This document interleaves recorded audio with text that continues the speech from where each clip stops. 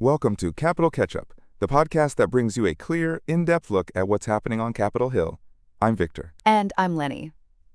Today, we're unpacking a slate of bills and resolutions that have been introduced or acted on this session, and we'll explain what they mean for everyday Americans. Let's start with the foreign policy arena. Senate Joint Resolution 90 was introduced by Senators Kaine, Paul, and Schiff. It directs the removal of United States armed forces from any hostilities in Venezuela that have not been authorized by Congress.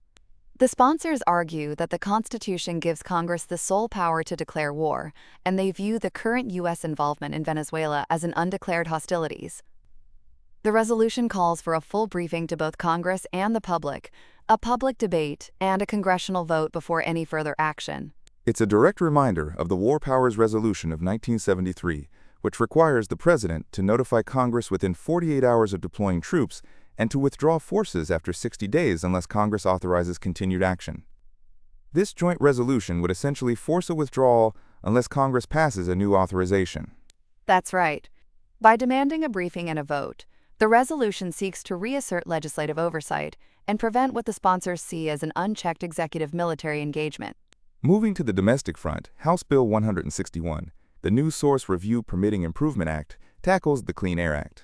It clarifies when a physical change to a stationary source, like a factory, counts as a modification or construction that triggers permitting requirements. The bill also exempts projects that actually reduce emissions or improve safety, and it redefines construction and pre-construction requirements for the prevention of significant deterioration program. In short, it aims to give developers clearer guidance while preserving environmental protections.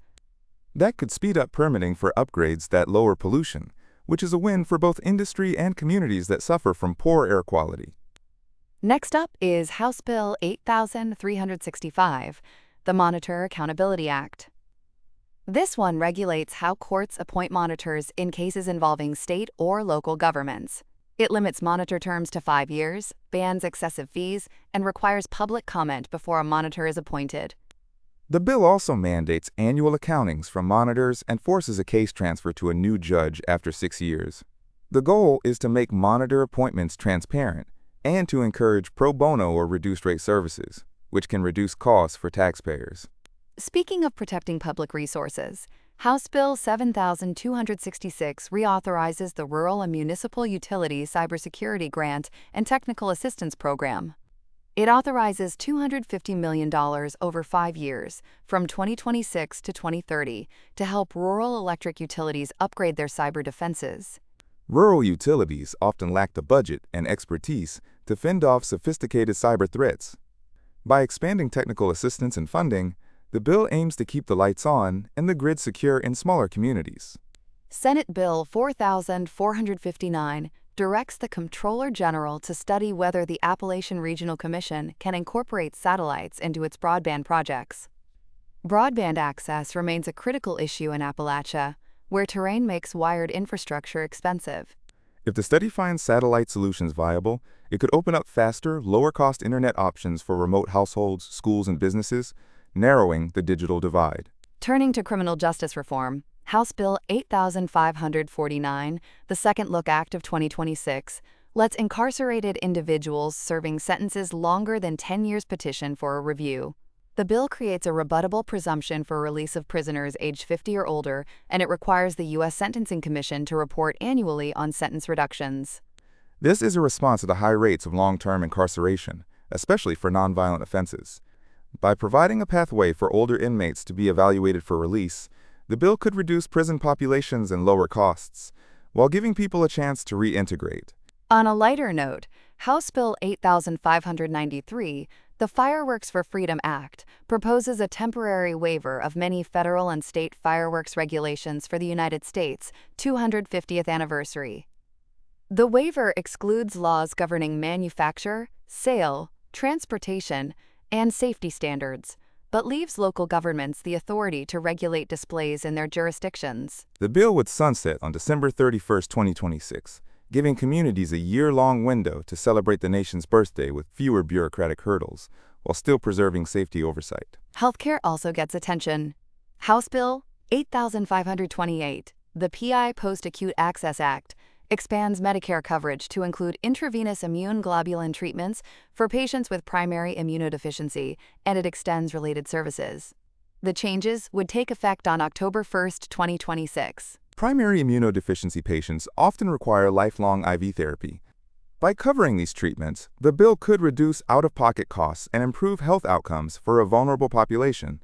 In the realm of public lands, House Bill 8523, the Public Lands Workforce Stability Act, prohibits any reduction in force or involuntary separation at the Department of the Interior and the U.S. Forest Service from 2026 through 2030, except for misconduct or performance issues. The intent is to stabilize the workforce that manages national parks, forests, and other public lands, ensuring continuity of conservation programs and avoiding disruptions that could affect everything from wildfire response to recreation services. Another defense-related measure is House Bill 8592, the No War Act. It amends the Congressional Budget and Impoundment Control Act of 1974 to block the use of reconciliation, an expedited budget process, to fund unauthorized military operations against Iran. By inserting a point of order in both chambers, the bill would make it procedurally impossible to pass a budget that funds hostilities without a formal declaration of war or an explicit authorization for the use of military force. It's a direct check on the executive's ability to fund covert or undeclared actions. Air quality gets another boost with House Bill 8529, the Fair Air Standards Act. It creates a new pathway for states to request that the EPA redesignate areas that fail to meet ozone standards as attainment areas, provided the state can show that out-of-state emissions are the primary cause of the violation. The EPA would have 180 days to review and concur with the state's request. This could give states more flexibility to manage local sources while holding upwind polluters accountable. Workers' compensation for federal employees exposed to toxic burn pits is addressed in House Bill 8524, the Kenya Merit Renewing Our PACT Act of 2026. It establishes a presumption that certain diseases are caused by exposure to burn pits and other toxic hazards, making it easier for affected employees to receive benefits. The bill also requires the Secretary of Labor to maintain a list of diseases deemed proximately caused by such exposure and to report on implementation, ensuring ongoing oversight. On the symbolic side, House Bill 8522, the PROTECT Act, prohibits naming, renaming, or designating any federal building, land, or asset after Donald J. Trump, and bars the use of federal funds for such purposes. Existing names would revert to their original designations. This raises questions about how we choose to honor public figures and the role of politics in naming federal property. Aviation safety is tackled by House Bill 8597, the Air Traffic Situational Awareness Enhancement Act.